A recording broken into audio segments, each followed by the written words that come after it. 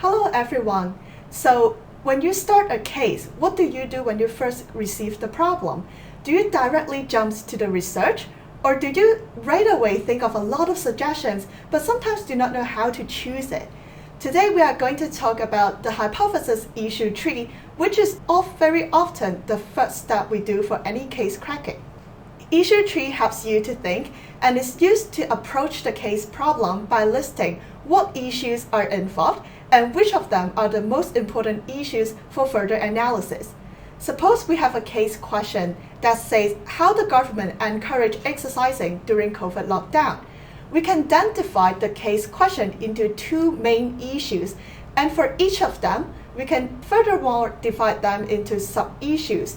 And lastly, we would have 4 different sub-issues that help us answer the first question. In this example, for the case question on encouraging exercising, we can divide the exercise into at-home exercise, such as yoga or fitness, or the out-of-home exercise, such as playing basketball. For the at-home exercise, people will need both the equipment and the knowledge in order to complete the exercises. As for the out-of-home exercise, we will need the venue and the regulation support. So in order to help people to exercise more at home, the government may need to address both the equipment and the knowledge issue, and the same applies to the out-of-home exercise. In that case, we would have 2 main approaches to help people do more exercise. So now let's turn into a more business case perspective, that is the profitability issue tree. Profit is the sales minus the cost. As for the sales branch, we would then be further dividing them into the sales volume as well as the unit price, as sales revenue is a function of the 2 sub-issues. On the cost side, most of the cases, the fixed cost plus the variable cost. Of course, we would have different ways of segmenting the cost, but here we would use this simple example. We therefore arrive into 4 sub-issues that are the sales volume, the unit price, the fixed cost, and the variable cost. And addressing either one of them or all 4 of them altogether can help us improve the profit for this company. So now we have talked about the issue tree, and the next step is to combine it with hypothesis and testing. Brainstorm and testing the hypothesis helps us formulate the problem analysis and the solutions.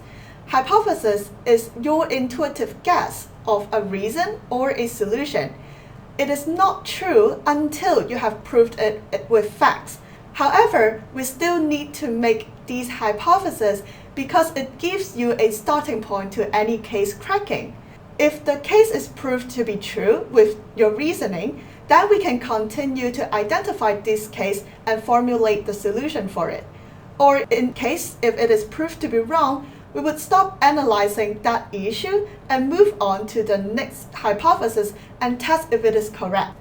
So let's go back to the profitability issue tree. With these 4 sub-issues, we can formulate the hypothesis such as the sales volume is too low, the unit price is too low, or the fixed cost and variable costs are too high. However, once we start with testing it with the facts, we would find out that some issues are indeed valid but some are not. For the case here, let's suppose that the unit price and the fixed costs are indeed the problem, and then we would go on further to dig out why such is the case and what can we do to solve the issues about the unit price and the fixed cost. As for sales volume and the variable cost, usually we would keep it as status quo as there is no major problem.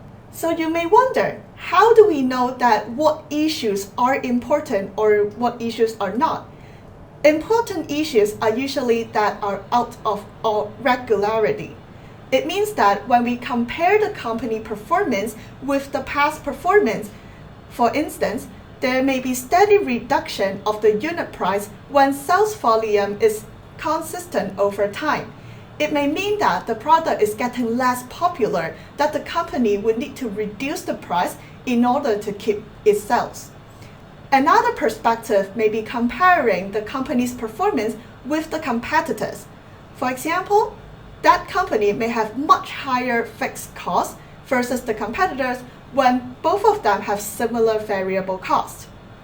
Meanwhile, there is a very important reminder for you all is that we usually use the company ratio when we are doing comparison rather than in absolute terms. It accounts for the size of the companies and their operation scale, such as revenue.